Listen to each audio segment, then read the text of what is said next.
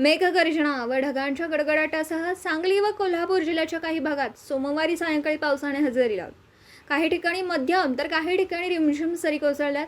कोल्हापूर जिल्ह्यातील कागल शहर, महाक्वे, गोरंबे, आणूर, बाणगे, केनवडे या परिसरात पावसाने हजेरी लावली.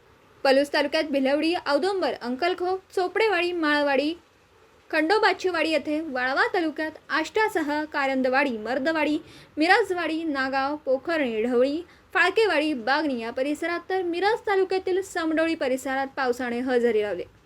आष्टा व परिसरात सोमवारी सायंकाळी विजेच्या कडकडाटासह वादळा वाऱ्यासह 15 मिनिटे सरी कोसळल्यात.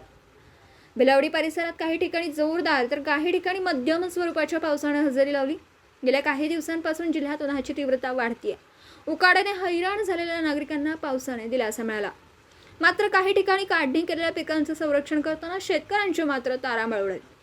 दरम्यान समडोळी परिसरात 15 मिनिटं पाऊस पडल्याने काढणी झालेला शाळू, हरभरा, गहू हाताला लागणार की नाही याची चिंता शेतकऱ्यांमध्ये निर्माण झाली आहे.